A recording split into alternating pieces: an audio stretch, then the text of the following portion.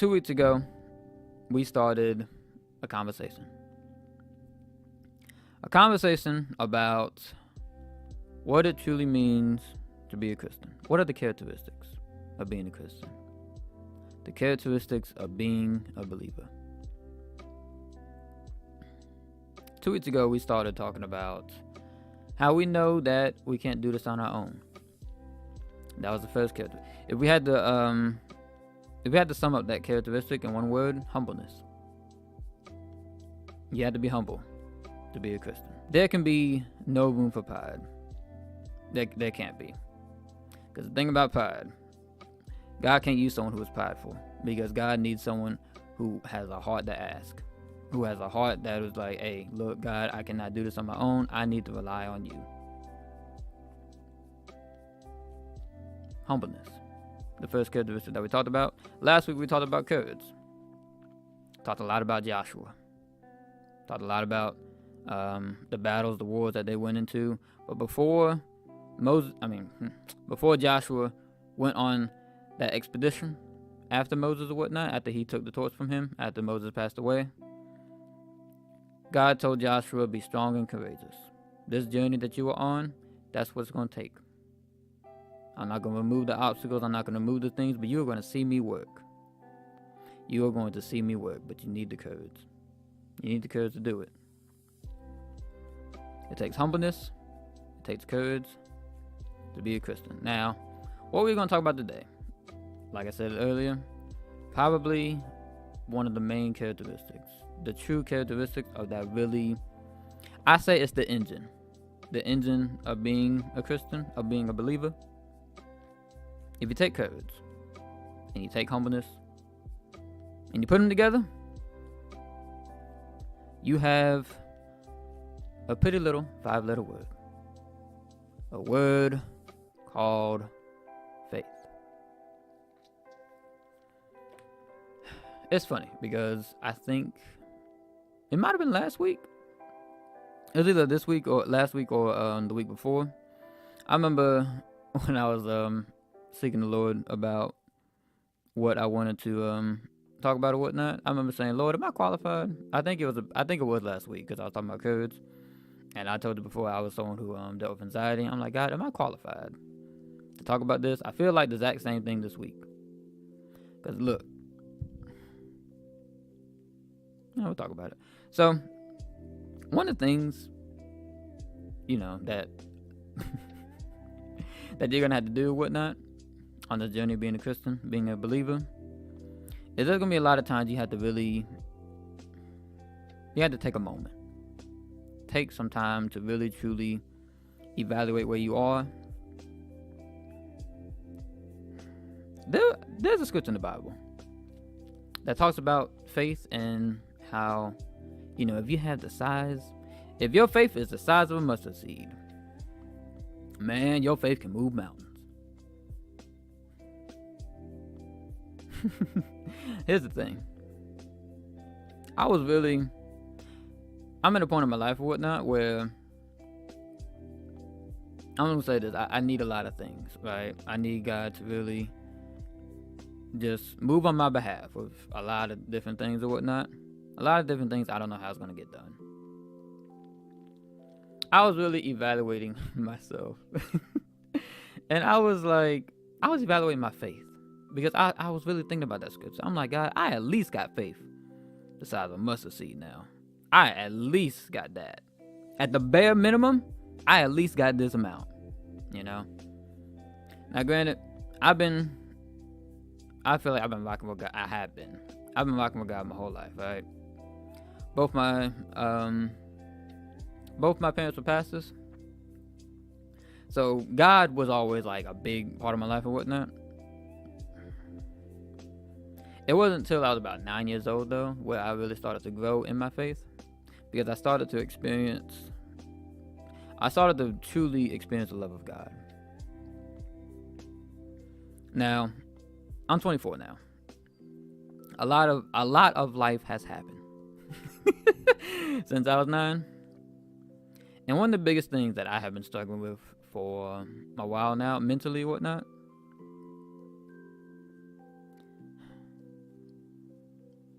To sum it up, guilt and shame.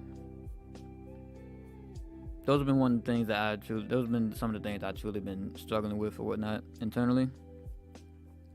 When I was evaluating myself, and I was just really taking a look at myself and my faith or whatnot, and I kept telling God, I at least got the faith beside mustard seed, I had to really think about it.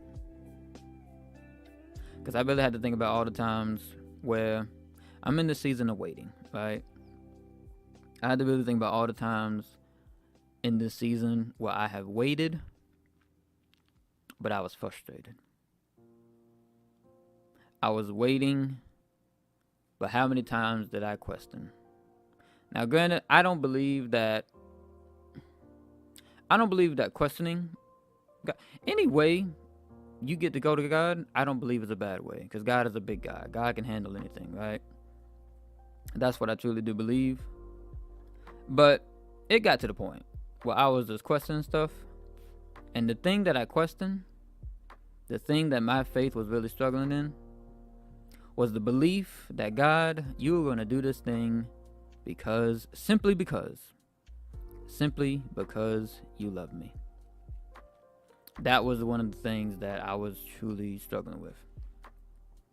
And all of a sudden, and look, when you start to just go in the Lord more, you're going to become to just love him a lot more or whatnot. And you're going to know that these moments or whatnot, when he really just comes to you and just says one thing and that's it, you're going to come to appreciate it. Because I'm glad he told me this now. Because if this was years ago, old Caleb, I've been mad as fire, man. But he came to me and he just said, Caleb, you know better. Caleb, you know better. Now, the thing about having faith in God for this long and being a believer for this long, yeah. I did, I did know better. But it's always going to be that human side, I talked about that human side too, of just feeling like you need to be in control of everything. Feeling like, hey man, look, me, I feel like I know what's best. So, God, if you put the ball in my court, right, I'm gonna get myself out of the situation because I know what's best for me. It's always gonna be that human side, no matter what it is, that's going to affect your faith in some way. And let me tell you something, truly because like I said, faith is like the engine of your journey with God. If there's a car, right, imagine the body of the car. Was your faith? I'm sorry, I had a hiccup. Imagine the body of a car was you and your journey with God, right?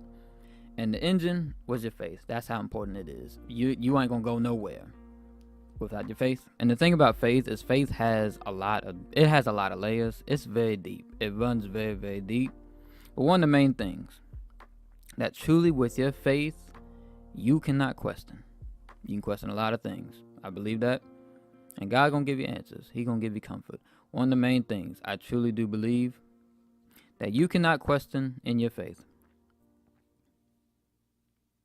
is if God is going to do this thing for you simply just because of his love. The main thing that you can never question is the love of God. If there was in one scripture I could sum up the entire gospel, John 3:16. I don't know, you can't really see it or whatnot, but my board, I am not out of the way. My board right there, good Lord, I can't point. Right there we go. It went into focus. 3:16. I always have that on my board. I'm probably going to change it. I've had it like for years. But John 3:16. For God so loved the world, he gave his only begotten son. Whosoever believe in him shall not perish but have everlasting life. If that's the one scripture that I can truly sum up the gospel, because it shows I'm trying not to go there. I'm trying to wait for next week because I'm going to talk about love next week. But when you really look at what Jesus did, the cross and the resurrection, there is no greater love than that. When God has given you his best, when God already gave you his best, don't ever question if God would do this thing simply just because he loves you. Because the thing about grace, that's really it. Because it goes back to last 2 weeks ago. Knowing that you can't do this on your own. God, you are going to come through for me simply just because you love me. Because let me tell you something. Grace is not earned. Grace is given. That is what your faith has got to be in. For God so loved the world, he gave his only begotten Son, that who shall ever believe, who shall ever have faith, shall not perish but have everlasting life. That is what your faith is in. Now, there are three. Do I got time? We'll see. There are three different stories in the Bible that I want to tell you. They're going to be really, really quick. It's just going to show you how important faith is and how deep your faith really has to run. Real quickly, let's talk about how deep your faith really, truly has to run. Because when I was frustrated with God, not frustrated, but when I was just talking to God or whatnot, I've had my moments of frustration though. But when I was evaluating myself and talking to God, I really started to see how deep your faith really has to run. Now, granted, your faith, I do believe, because look, I believe all of the Bible. I do believe if you have faith the size of mustard seed, you can, let me tell you something. God can do some incredible things. But I think a lot of times too, I don't think we live up to what we really truly think that we are. And that's why I think it's always really good to evaluate yourself as a Christian. Because like I said, I was having moments. I didn't even realize until I just took the second. I was like, okay, maybe my faith isn't, maybe my faith really isn't there, you know? Because faith has to run deep. It has to run deep. It has to run so deep to the point where you're like, God, either way. Perfect transition. The three Hebrew boys.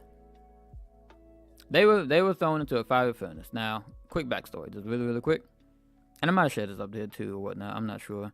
But King Nebuchadnezzar, he was a king, obviously. But he invited everybody, right? Invited the governors, all the important people, all the lame people, and all. It was like, hey, look, man, look, this. I'm building a statue of myself, all this gold and whatnot.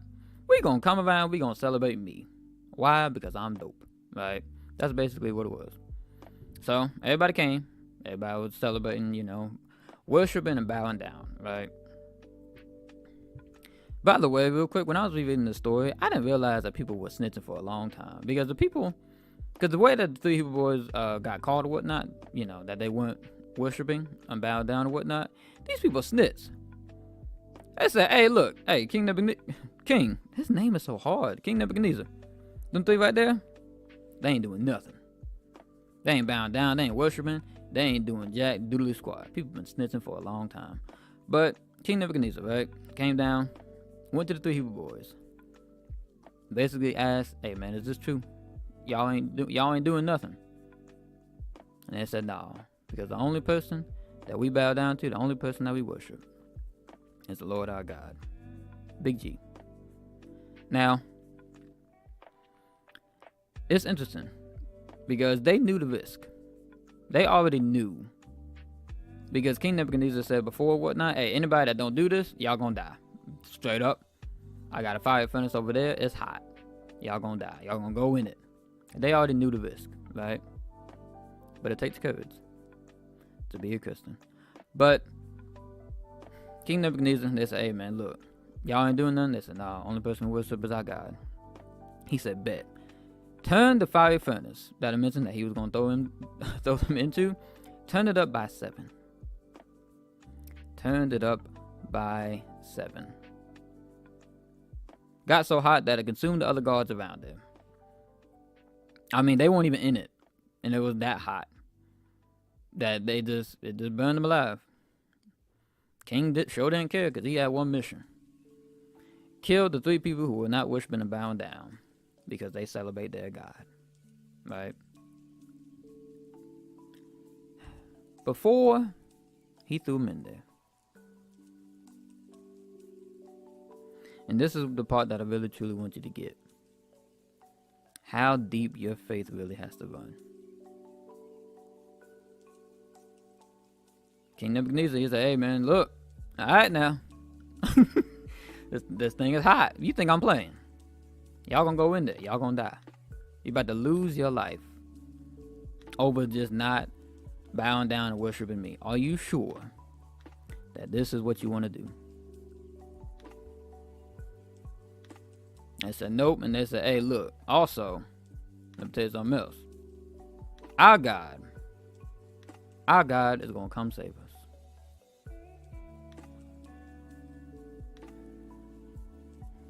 Even this is how deep your faith has to run. But even if he doesn't,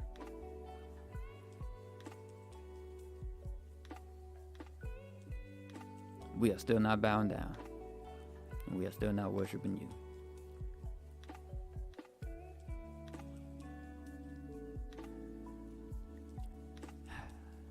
Some of us are in a lot of situations. It could be health. It could be financial. It could be mental. It could be dealing with things like depression, anxiety, loneliness. Look, life is full of stuff. Good stuff, but let me tell you something. When the bad stuff happens and it hurts. It's very difficult to think about God not coming through the way that you want him to. It's very difficult to be like, well, I'll be okay even if he doesn't.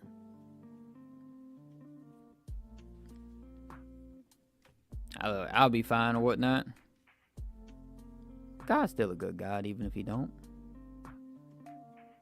It is very, very difficult to think about the possibility that God might not come through the way you want him to.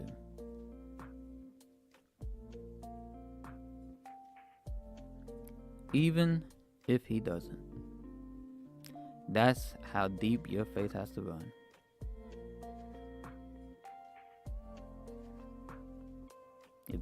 Look, I'm not talking whatnot, like I haven't experienced nothing.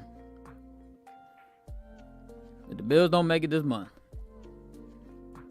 if I ain't got it, even if he doesn't.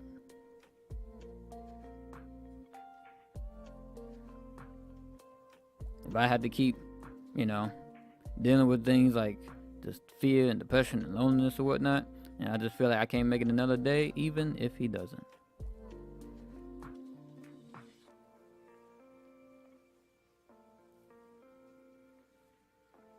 Have a lot of health issues, don't know how it's going to get taken care of, and got insurance, even if he doesn't. Even if he doesn't. There's a scripture in the Bible that says that God's love is greater than life itself. To have faith, to know that there is a love that is greater than life itself,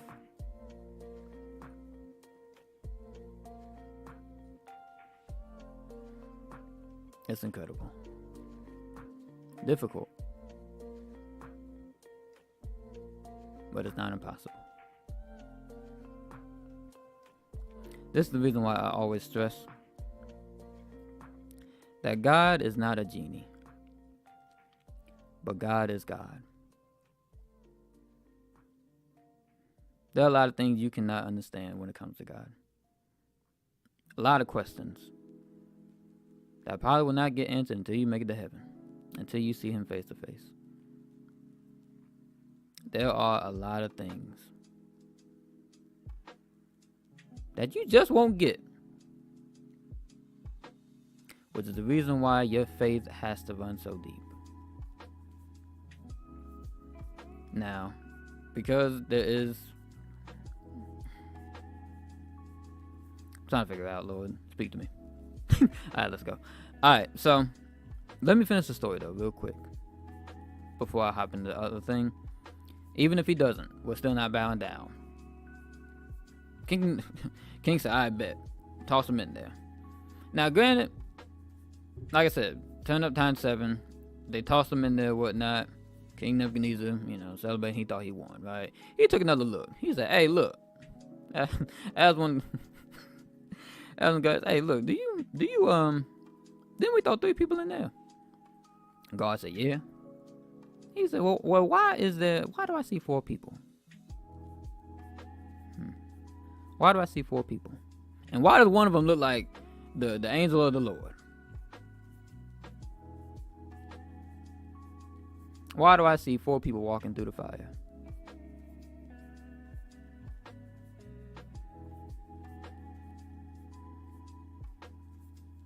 Here's the thing, too. I didn't say all that earlier to discourage you. I didn't say all that to make you feel hopeless in any way, because let me tell you something. Let me tell you about the results of when your faith runs deep. Granted, God could have saved them earlier. God could have struck King Nebuchadnezzar down with lightning. Could have struck literally every single one of them down with lightning. And then they never had to be in that situation in the first place. Running back to last week, what God told Joshua: be strong and be courageous. These mountains, these wars, these things, these trials and tribulations, I'm not going to remove them. But be strong and be courageous. They had the faith that God was going to come through. Even if he doesn't, our God is still a good God. When your faith runs that deep, and the world thinks that they won, your enemies, the people who bet against you, the people who thought that you were going to be nothing, those ones, they are going to be the exact same people who see who you truly are, who see the God in you, who see that, hey, look, this person, they may not be someone to be messed with. When your relationship with God runs as deep to the point where it's like, God, even if you don't, you're going to see God working ways you never thought. They were walking in fire. And that's a great, look, that story happened like literally or whatnot, but it's a great thing to acknowledge figuratively as well. Because let me tell you something, this world, they gonna abuse you. They gonna treat you wrong. They gonna try to kill you. They gonna persecute you. But let me tell you something, when your faith runs deep to the point, God, even if you don't. And I'm going to keep saying it because I'm going to keep stressing it. Because faith has to run that deep. You have to be open to God no matter what. Yep, like I said earlier, God is not a genie. God is God. You have to fall in love with God. Love is probably going to be the last characteristic that I talk about, and it's going to be next week. But your relationship with God and your faith has to run so deep to the point that you know that God's love is greater than life itself. How do you know that it's greater than life itself? Look at what he did with Jesus. No greater love than that. No greater love than that. Not only that, death couldn't even hold him down. For the 3 Hebrew boys, death couldn't even touch them, because their faith ran deep.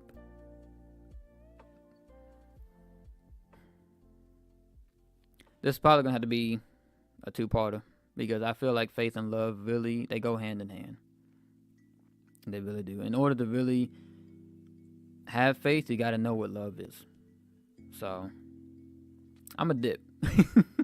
I love you very much, though. I hope that this made sense. I hope that, because look, when I just get to rambling and talking, But I do it because I love you. I do it because I really do feel like this is what I'm called to do. It is. I'm going to go. I love you very much. Always remember love, no matter what. No matter what it looks like. Even if he doesn't. Every little thing. It's going to be okay.